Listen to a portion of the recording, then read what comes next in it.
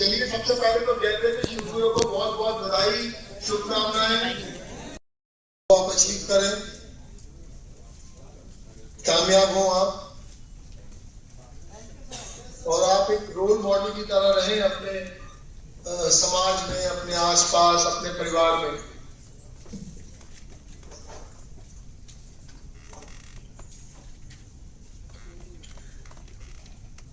मुझे सुन पा रहे हैं आप लोग? अच्छा ठीक है, थोड़ी शांति थी तो मुझे लगा पता नहीं मेरी आवाज जा रही है नहीं जा रही है जी। सो दोस्तों, सर फोन एक बार लैंडस्केप में करेंगे। अच्छा एक सेकंड रुको, आप 1 मिनट दो मुझे, 1 मिनट दीजिए, 1 मिनट। मैं कोशिश कर रहा हूँ। ऐसे चाह रहे हो?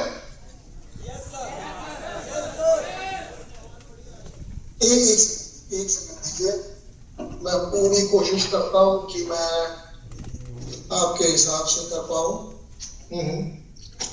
ओके, ओके,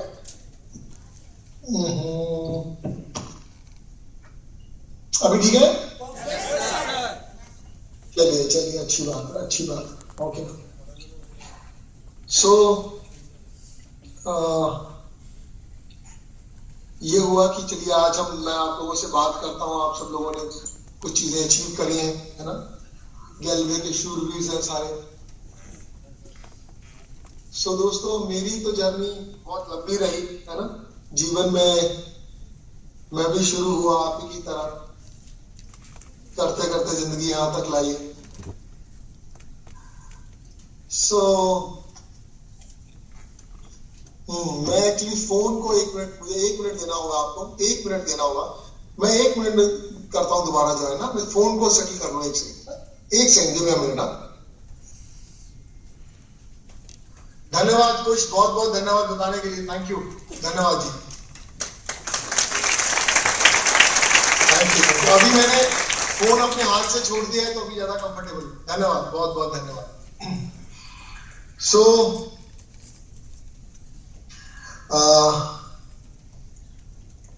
आप सबको बहुत सारी शुभकामनाएं कि आप जिंदगी में अच्छा करें, बेहतर करें, और आपने अभी अच्छा करा और यहाँ पहुंचे हैं, है ना? और जैसे कि लाइफ में आज हम चैलेंजेस को देख रहे हैं, है ना? परेशानियों को देख रहे हैं, बड़ी सारी बातें हैं। तो इसी से रिलेटेड मैं अभी जब 10 मिनट पहले मुझे लगा कि मुझे आपसे बात करनी है, तो मुझे लगा मैं क्या बात करूं। तो मुझे लगा जिस तरह के आज हालात हैं, जिस तरह की आज परिस्थिति है, इससे मिलती जुलती परिस्थिति में इंसान कैसे रिएक्ट करता है या क्या नेचर उसको देती है, तो मुझे लगा इस वाले टॉपिक पे मैं आपसे 5 मिनट बात करता हूं। तो पहले तो मैं कुछ बेसिक बातें आपको बताता हूं जो मेरी अंडरस्टैंडिंग है लाइफ को लेकर, जो मैं समझता हूं। सबसे पहले मैं ये समझता हूं कि जब जीवन में विपरीत परिस्थिति आती है, जब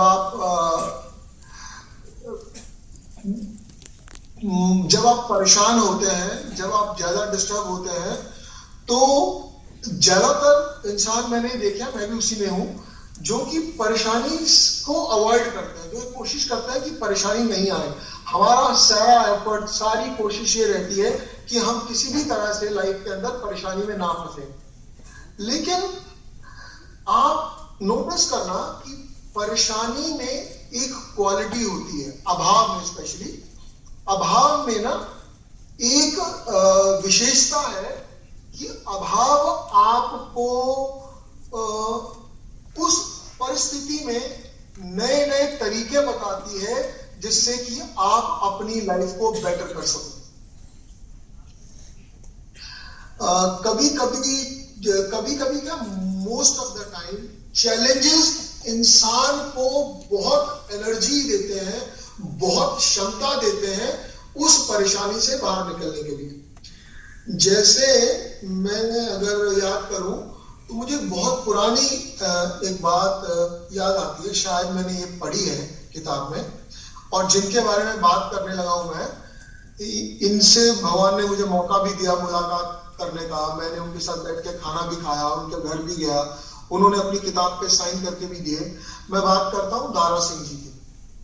दारा सिंह जब दारा सिंह बने, यानी कि जब उन्होंने पूरी दुनिया के अंदर सारे पहलवानों को हराया और वर्ल्ड का टाइटल जीता, तो उस वक्त उन्होंने जो सबसे बड़े, जो उनकी कुश्ती बहुत फेमस हुई, वो हुई उन्होंने जो किंग कॉन्ग को हराया। और किंग कॉन्ग के बारे में कहा जाता था कि वो मतलब एक ऐसा पहलवान है जिसको हराना की उस वक्त के हिसाब से इम्पॉसिबल कहा जाता था। और दारा सिंह कहते हैं कि, और उस वक्त किंग कॉन्ग को हराने के लिए आप डायरेक्टली उसको चैलेंज नहीं कर सकते थे, वो आपको बाकी जितने देशों में कुश्ती खेली जाती है आप उन सब देशों में जाएंगे, वहां के टॉप पहलवानों को हराएंगे, करते करते जब सब पहलवानों को हरा देंगे तब आप किंग कॉन्ग को चैलेंज करेंगे और तब आपकी कुश्ती उनके साथ सेट होगी, और अगर तब आप उनको हरा पाए तो आप वर्ल्ड चैंपियन बनेंगे। ये प्रोसीजर था। तो दारा सिंह जी ने इस जर्नी को शुरू किया, करते करते सारे पहलवानों को हरा करके वो यूके पहुंचे, और यूके पहुंच करके लंदन पहुंचे, मतलब इंग्लैंड पहुंचे, और वहां पहुंच करके उन्होंने उनकी जो कुश्ती थी वो दारा सिंह से हुई थी। तो वो कहते हैं, तो वो अपने लिखते हैं कि मैंने जैसे कल सुबह कुश्ती है तो आज शाम का समय है, तो मैं थोड़ा सा कि अपनी बॉडी को पूरा रिलैक्स कर लेता हूँ ताकि पूरी एनर्जी रहे मेरे शरीर में, है ना, ताकि कल कोई बॉडी में स्टिफनेस नहीं रहे, पूरी तरह से मैं अपनी एनर्जी को यूज कर सकूं। तो थोड़ा मैं ध्यान करूं, थोड़ा आराम से बैठूं, चित्त को ठीक करूं। इस तरह की विचारों के साथ वो कह रहे मैं था कि मुझे किसी जो होटल के बैरे ने आके बोला कि कुछ हिंदुस्तानी लोग आपसे मिलना चाहते हैं। तो कहते हैं मुझे लगा कि शायद मेरा हौसला बढ़ाना चाहते होंगे, ये कहना चाहते होंगे कि आप हमारे देश का नाम रोशन करेंगे, आप हिंदुस्तानियों का नाम रोशन करेंगे, तो ऐसा कुछ करना चाहते होंगे। तो उन्होंने सोचा कि चलो यार मैं कोशिश करता हूँ, नहीं मिलता हूँ उनसे, क्योंकि मैं थोड़ा मेडिटेट कर लूँ, रिलैक्स कर लूँ। फिर अचानक मेरे मन में आया कि चलिए मिलते हैं एक बार, कोई बात नहीं, आए हैं तो उनका दिल नहीं तोड़ते, मिलते हैं। तो कहते मैंने उनको बुला लिया और मुझे लगा कि मेरी तारीफ करेंगे, मेरा हौसला बढ़ाएंगे, लेकिन वो जब आए तो जो मैंने सोचा था उससे बिल्कुल अगेंस्ट बात हुई। कहते वो कुछ व्यापारी वर्ग के लोग थे और वो आकर के मेरे सामने हाथ जोड़ने लगे और कहने लगे कि आप ना इस कुश्ती को छोड़ दीजिए, आप मत लड़िए कुश्ती। तो कहते ये सुनना मेरे लिए बहुत मुझे एक तरह से शॉक लगा, एक तरह से मुझे बहुत झटका लगा कि ये क्या कहना चाह रहे हैं। मैंने इतने सालों की मेहनत, सारे पहलवानों को हरा के यहाँ तक पहुंचा हूं और इन्होंने ये क्या कहा। तो कहते जब मैंने जानने की कोशिश करी कि वो ऐसा क्यों कह रहे हैं, तो उन्होंने कहा कि आप ना उसको हरा नहीं पाएंगे, वो पहलवान बहुत तगड़ा है, आप नहीं हरा पाएंगे, और आपके लिए तो ये खेल है, आप हार के चले जाएंगे, लेकिन उसका नुकसान ये होगा कि हमारे बच्चों को स्कूल नहीं जा पाएंगे, हम अपनी दुकानें नहीं खोल पाएंगे, क्योंकि यहाँ के जो अंग्रेज लोग हैं वो हमारे बच्चों के ऊपर शाही गिरा देंगे, कपड़े खराब कर देंगे, कीचड़ डाल देंगे, आइसक्रीम फेंक देंगे, हमारी दुकानों पे खराब व्यवहार करेंगे, दुकानें तोड़ देंगे और गालियां देके हमें बोलेंगे कि तुम हिंदुस्तानी, तुम्हारी इतनी हिम्मत, तुम्हारी इतनी औकात कि तुम हमारे पहलवान को चैलेंज करो। तो आपके लिए तो ये खेल है, आप हारे या जीते आप चले जाएंगे, जीत आप सकते नहीं, आप हार जाएंगे। तो हम आपसे हाथ जोड़ के विनती करते हैं, आप इस खेल से हट जाइए, क्योंकि आपके चले जाने के बाद हमें बहुत बेइज्जती होगी, हमें बहुत जलील होना पड़ेगा। तो हम नहीं चाहते कि हम ऐसा हो हमारे साथ, आप प्लीज इस खेल से हट जाए। तो कहते हैं कि उसके बाद मैंने उन लोगों को कुछ जवाब नहीं दिया, हाथ जोड़ के मैंने बोला आप जाइए प्लीज, कोई बात नहीं। वो चले गए और उनकी ये कही गई बात ने मुझे बहुत बेचैन कर दिया, बहुत परेशान कर दिया। वो कहते मैं सोचता रहा, मैं मेडिटेशन तो मुझे क्या करनी थी, लेकिन मैं परेशान रहा, सोचता रहा कि यार ये कैसे होगा। रात भर ऐसे ही बीत गई। अगले दिन मैंने डिसाइड किया कि मैं कुश्ती तो जरूर लड़ूंगा। और वो कहते हैं जब मैं कुश्ती लड़ने गया तो अब जब मैं कुश्ती की बाउट में था तो कहते हैं आप यकीन मानिए उनकी इस बात, कही हुई बात का मेरे पे एक असर हुआ कि मेरे लिए अब वो कुश्ती खेल नहीं रह गई थी, कोई गेम नहीं रह गई थी। मैंने अपने मन में कहीं ये ठान लिया था, या तो मैं जीत के निकलूंगा या मैं मर के निकलूंगा, मैं हारूंगा नहीं, या जीतूंगा या मर जाऊंगा। और हम सबको ये बात मालूम है कि वो फाइट जो है वो दारा सिंह जी ने जीत ली थी, और उस वक्त वो इतिहास में एक तरह से अजूबे से कम नहीं थी।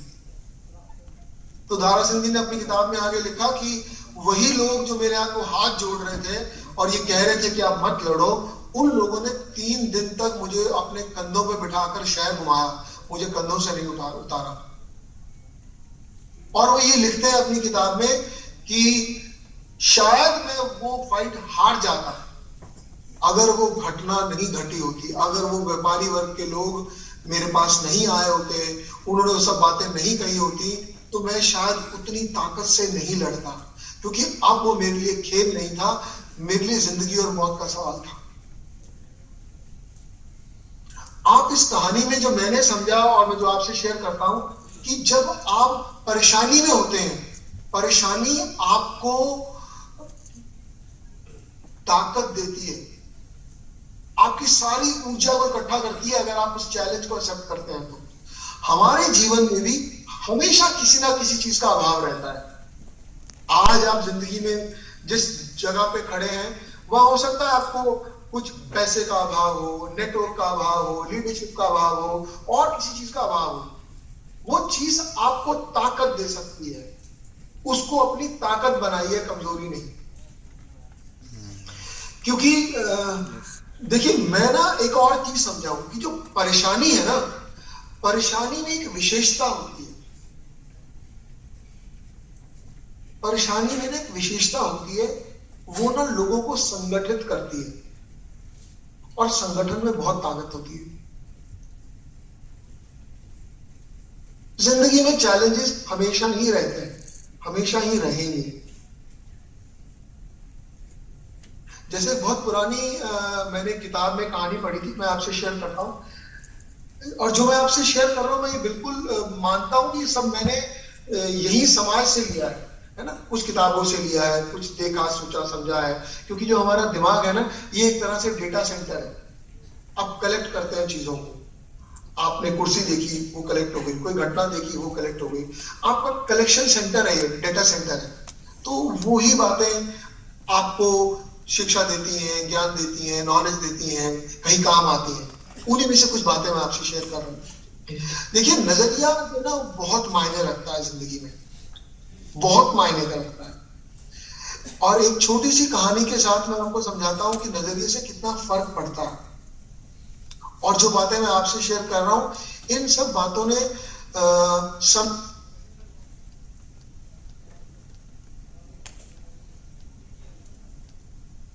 मदद करी है, इन सब बातों ने समय समय पर और बेहतर करने की, परेशानियों से निकलने की। वो कहते हैं कि एक बार, एक कहानी है छोटी सी, कहते हैं कि एक जूता बनाने वाली कंपनी थी। इस कंपनी का हम किसी के साथ भी नाम जोड़ सकते हैं, लेकिन सिर्फ ऐसे ही कहते हैं कि एक जूता बनाने वाली कंपनी थी। उन्होंने ना अपने एक एजेंट को, सेल्समैन को, बहुत सीनियर सेल्समैन को, एक अफ्रीका की किसी कंट्री में भेज,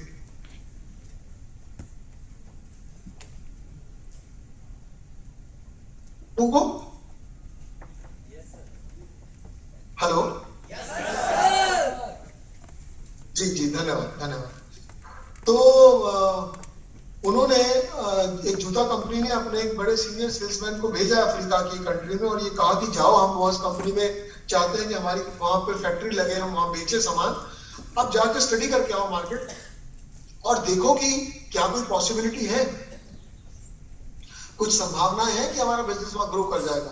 वहां एक सेल्समैन गया, वो वहां 6 महीने रहा, और 6 महीने के बाद उसने एक लेटर लिख करके भेजा, या रिपोर्ट भेजी कि आपको इस कंट्री में नहीं आना चाहिए, क्योंकि ये कंट्री बहुत गरीब है, बहुत दिक्कत है, और यहाँ तो लोग बस ऐसे ही कुछ पत्ते बांध लेता है, कुछ और कर लेता है, यहाँ कोई पॉसिबिलिटी नहीं है। यहाँ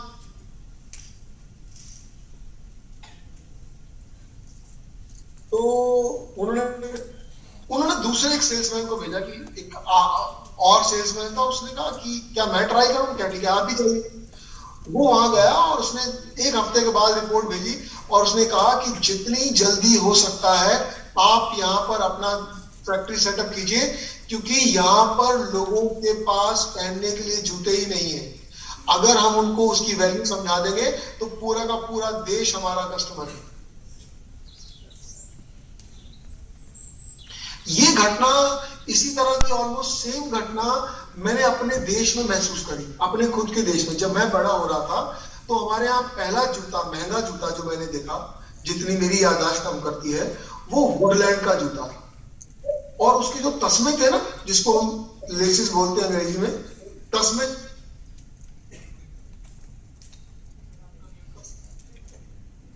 लेदर के। और जितना मुझे याद है वो जूता आता था 1600 रुपए का या 1800 रुपए का। और 1600-1800 रुपए मतलब बहुत पैसे होते थे। उस वक्त 1600-1800 रुपए इतने पैसे थे कि एक आम आदमी की माने आधी तनख्वाह हो महीने की, इतने पैसे थे, शायद पूरी भी हो किसी किसी की। तो बहुत महंगा जूता था। और उस वक्त जो 2 कंपनीज बहुत फेमस थी हमारे देश में, वो एक तो थी बाटा और दूसरी थी लिबर्टी। एक लिबर्टी का जूता आता था और एक बाटा का जूता आता था। और उस जूते की क्या क्वालिटी थी मैं सिर्फ वो बताता हूं। क्योंकि और बाटा का या लिबर्टी का जूता जो आता था, वो जूता चलता था 5 साल। वो जूता तो अब उस कंपनी ने, जहां पर 2 एस्टैब्लिश ब्रांड्स हैं, जिसके अंदर बाटा का नाम है और लिबर्टी का नाम है, और उस जूते की लाइफ भी बहुत ज्यादा है, उसके बावजूद एक कंपनी जूता लेकर के आती है जो कि उनसे 3-4 गुना है। उसके बावजूद वो जूता सुपर डुपर हिट हुआ। मालूम है कारण क्या था? क्योंकि जो बाटा और लिबर्टी जूता बनाते थे, जब आप नया जूता पहनते थे तो आपका पांव कट जाता था। आप जूते के पीछे, आप में से कुछ लोगों की अगर एज मेरी जितनी होगी या उन्होंने देखा होगा, तो जूते के पीछे रुई लगाते थे या बैंडेज लगाते थे।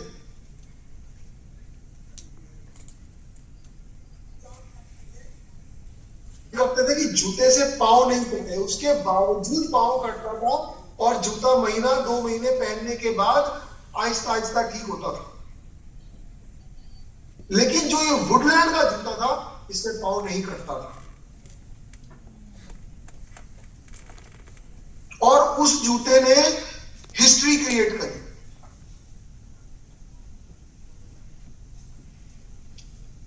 तो आपका जो नजरिया है ना, ये बहुत बहुत कीमती चीज है। हमेशा सकारात्मक सोचें। प्रॉब्लम्स में, परेशानियों में कामयाबी की या ग्रोथ की संभावनाएं बहुत ज्यादा होती है, बहुत ज्यादा। देखिए, हमारे अभी तक के जितने क्रिकेट के अंदर कैप्टन मैंने देखे हैं, मुझे लगता है धोनी नंबर 1 कैप्टन साबित हुआ। और क्रिकेट में जो धोनी जिस स्टेट से आते हैं, उस स्टेट की अपनी कोई टीम नहीं है।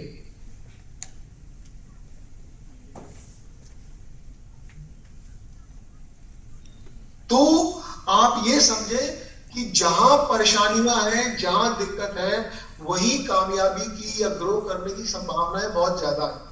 अब एक छोटा सा इंटरव्यू मुझे याद आता है रतन टाटा जी का।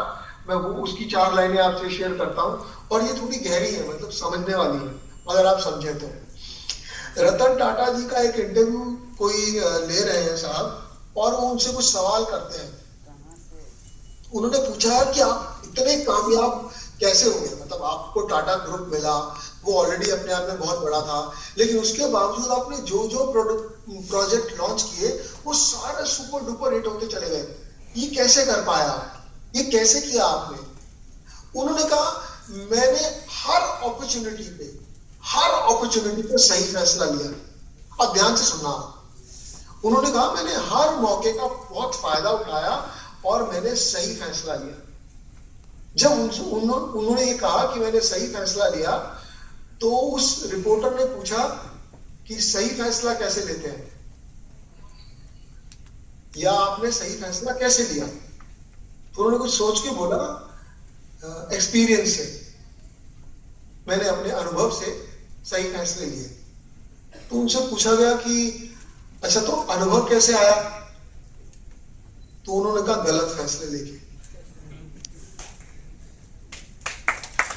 तो ऐसा कोई भी इंसान नहीं है दुनिया में जो गलती नहीं करता है या जिससे गलती नहीं होती है, लेकिन हम गलतियां करते हैं, गलती करके सीखते हैं और सीख के अच्छे फैसले लेते हैं, कामयाब होते हैं। तो आप अपनी गलती पे अपने आप से शिकायत नहीं करें, जरा अपने आप को माफ करें और उससे सीखें और आगे बढ़ें। अभी आपको देखिए, चेतन मेरा बचपन का दोस्त भी है और मैं दोस्त होने के नाते नहीं बोलता हूं चेतन के लिए, आपको वैसे बोलता हूं, चेतन एक जीनियस इंसान भी है। Yes sir. उनका इंटेलेक्ट, उनका इंटेलिजेंस बहुत कमाल का है और उन्होंने ना आप लोगों के लिए एक ना लॉयल कस्टमर क्लब बनाया है। जब चेतन ने वो क्लब बना करके मुझे बोला कि संजीव यार, मुझे तेरे को मैंने कुछ बनाया है, मैं चाहता हूं कि सबसे पहले बार तू देखे, ये उसको समझे, तो तू समझेगा मेरे भाई? तो मैंने कहा यार, मैं अगर तूने कुछ बनाया तो क्यों नहीं समझूंगा। तो जब उसने मुझे उसकी प्रेजेंटेशन दी जो कि आप लोगों को अभी थोड़े समय के बाद जरूर आज आप लेकर के जाएंगे, मैं उस पर इतना हैरान था। मैंने बोला चेतन, ये कैसे पॉसिबल है और कैसे किया तूने? तो उसने कहा नहीं यार, मेरा भाई मेहनत करता है, वो कर सकता है। मैंने कहा हाँ, मैं भरोसा करता हूँ कि कर सकता है।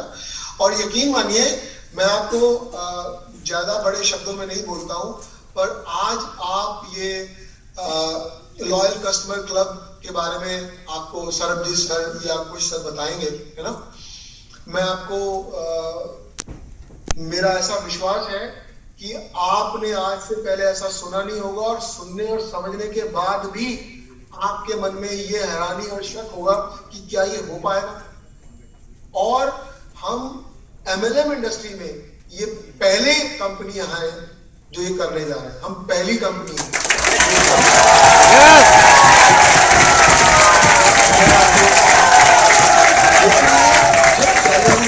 परेशानियां आती हैं तो हम थोड़ा आउट ऑफ द बॉक्स सोचते हैं, थोड़ा और ध्यान लगाते हैं, थोड़ी और मेहनत करते हैं और अच्छे रिजल्ट निकालते हैं। देखिए, जब परेशानी होती है ना, परेशानी में बहुत सारे आइडियाज क्रिएट होते हैं। जैसे मेरे को ना जिंदगी में एक छोटी सी अपनी घटना याद आती है। मेरे को एक्सरसाइज करने का शौक है ना। अब एक्सरसाइज करने के लिए सुबह मुझे 4 बजे, 3:30, 4 बजे उठना पड़ता था। अब 3:30, 4 बजे मेरे घर वाले सो रहे हैं, मेरे घर की कोई बेल बजाएगा तो मेरे घर वाले उठेंगे और मुझे नहीं जाने देंगे और डांटेंगे। तो मैंने उसका आइडिया क्या सोचा, मैं छत पे सोना शुरू हो गया। अब सर्दियों में छत पे सोना बहुत मुश्किल काम है, पर छत पे कोई मुझे बुलाएगा कैसे, मुझे कोई कैसे जगाएगा? मेरा दोस्त आएगा तो मुझे जगाएगा कैसे? तो जब ये प्रॉब्लम आई तो देखिए मैंने उसका हल क्या निकाला। मैं हाथ में एक कड़ा पहनता है, मैंने उस कड़े के साथ एक धागा बांधा और धागे की एक तरफ थोड़ी सी कील बांध दी और उसको अपनी छत से नीचे लटका दिया, घर की दीवार के पास पीछे, और सो जाता था। और दोस्त को बोलता था तू आइयो, दीवार पे ऐसे हाथ मारता हो, चलिए तुझे एक धागा मिलेगा, धागे को खींचेगा, मेरा हाथ हिलेगा, मैं उठ जाऊंगा और आ जाऊंगा।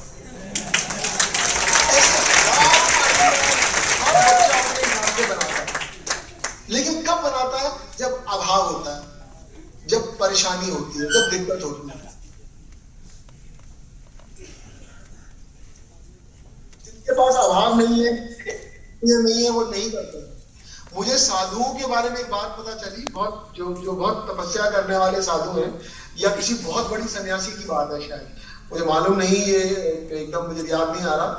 वो क्या करते थे, वो सन्यास में वो पूजा पाठ करते थे, ध्यान लगाते थे और पेट को भूख लगती थी। तो उनको लगता था यार मैं रोज रोज मांगने जाता हूँ, मांगने में 1 घंटा लगता है, 2 घंटे लगते हैं, तो मेरा ध्यान नहीं हो पाता उतना, मुझे और ज्यादा ध्यान करना है। तो उन्होंने उसका आइडिया बनाया। उन्होंने क्या करा, अब ये किसी हो सकता है महात्मा बुद्ध की बात, मुझे याद नहीं है किनकी बात है, पर किसी बहुत बड़े महात्मा की बात है। वो एक दिन जाके गाँव में आसपास कहीं जाके बहुत सारा खाना मांग लाते, तो जितनी भी रोटियां मिलती वो उनको धूप में सुखा देते। सुखाने के बाद धागे से छेद करके उसमें धागे से लटका के ऐसे छेद करके लटका दिया और सुखा दी, सारी रोटियां सुखा दी, वो सूख गई। अब सूखने के बाद वो अपने पास रखते, एक पानी का कटोरा रखते, ध्यान से हटे, मान लीजिए 10 घंटे बाद, 12 घंटे के बाद, 14 घंटे के बाद जब ध्यान खुला और भूख लगी, एक सूखी रोटी उठाई, पानी में डुबो दी, थोड़ी देर वो गीली हो गई, वो खा ली, स्वाद तो चाहिए नहीं, पेट भर गया, फिर ध्यान में लग गए, फिर दूसरी रोटी उठाई, दूसरी खा ली। तो अगर दिन में 1 रोटी खाते हैं या 2 रोटी खाते हैं, तो अगर वो महीने भर का राशन मांग के ले आए तो आपको 1 महीने मांगने नहीं जाना है ना आइडिया। अगर किसी को वैसे कहा जाए तो कोई इस तरह नहीं सोचेगा। जैसे बोलते हैं ना, परिस्थिति आविष्कार की जननी है सॉरी, उसी तरह से प्रॉब्लम्स के अंदर प्रॉब्लम की ये क्वालिटी होती है कि वो आपके अंदर की क्षमताओं को निखारती है। आज आपके पास मौका है कि आप अपने आप को बेहतर लीडर साबित करें। अगर आपको लगता है कि चैलेंजेस हैं, परेशानियां हैं, तो इसको आप लीड करें, आप इसका हल ढूंढें, आप लीडर बने। ये परेशानियां ही आपको लीडर स्थापित करेंगे। सो दोस्तों, इसी जर्नी से चल करके मैं और चेतन या सरबजीत सर या कुश सर यहाँ तक पहुंचे हैं। जनार्दन भी यहाँ पर मुझे अभी जाते हुए दिखाई देते, क्योंकि आपकी फोटोग्राफ बहुत छोटी है और मैं फोन से मतलब हूं तो मैं उतना दिखाई नहीं दे रहा आप सब लोग के चेहरे पर। हाँ, मुझे ये पूरा यकीन है कि हम चीजें बहुत बेहतर करेंगे। और एक और चीज पे हम काम कर रहे हैं, उसको लेके मैं बहुत ज्यादा एक्साइटेड हूँ। और कोई बहुत बड़ा क्लेम नहीं भी करते हुए मैं आपको एक बात ये कहना चाहता हूँ, परमात्मा करे सब चीजें ठीक रहे, वेल इन प्लेस रहे, जिसकी संभावनाएं बहुत ज्यादा है। तो जैसे आप करीब 350 के आसपास लोग हैं, मैंने समझा है कि किस तरह आपने अचीव करा है। तो जितने भी ये लोग बैठे हैं, अगर ये ठीक से टाइम देंगे काम को और हम अपनी चीजों को और बेटर कर पाए जिस पे हम काम कर रहे हैं, तो आप में से कोई भी ऐसा नहीं होगा जो कि करोड़पति नहीं बनेगा। तो मेरे सिर्फ आपको खुश करने के लिए हम काम कर रहे हैं। हम घर से जीतने आए हैं, हारने नहीं आए हैं। और जीत और हार का मापदंड पैसे कमाना नहीं है। हम जिस काम को कर रहे हैं, जिस इंडस्ट्री में हैं, उस काम को अच्छे से करें, उस इंडस्ट्री को कुछ अच्छा देकर जाए, ताकि लोगों को समझ में आए, लोगों को लगे यार ये इन लोगों ने शुरू किया था, ये इन्होंने डेवलप किया था, ये इन्होंने बेटर किया था। हम अपने हिस्से का कंट्रीब्यूशन जरूर करेंगे, ऐसे नहीं जाएंगे।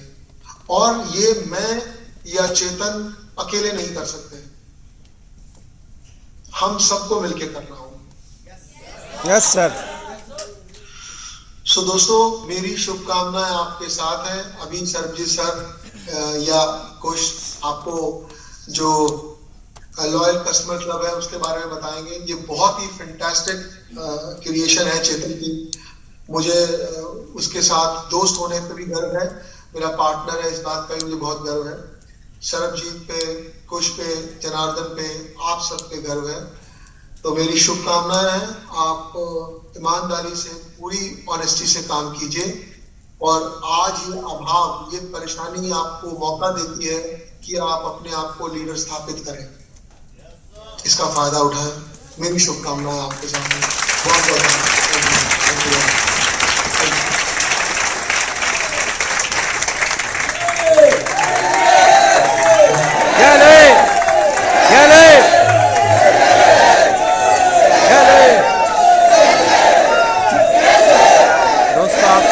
देखा सुना हमारी कंपनी की director mister Sanjeev Chhibber sir की बातें। सर कनाडा में है और ये मीटिंग कॉन्टेक्ट जूम से ही दिया है। बहुत बढ़िया, कमाल की है। बहुत धमाल की मीटिंग आज दिए हैं। इसी से बहुत सारा सीख सकते हैं और अपने टीम बना सकते हैं और लाखों करोड़ों रुपए कमा सकते हैं, नेटवर्क बना सकते हैं। तो आप सभी को बहुत बहुत धन्यवाद, थैंक यू। इस वीडियो को ज़्यादा से ज़्यादा लोगों के पास शेयर करें। बहुत सारे लोगों को इसी तरह नॉलेज चाहिए, बहुत सारा डाउनलाइन आप इनको शेयर करें और अच्छा लगे तो लाइक करें, कमेंट करें। और हमारे गैलरी DT5 चैनल में आप पहली बार आए तो ज़रूर आप सब्सक्राइब करें, बहुत सारे लोगों को शेयर करें। थैंक यू, बहुत बहुत धन्यवाद।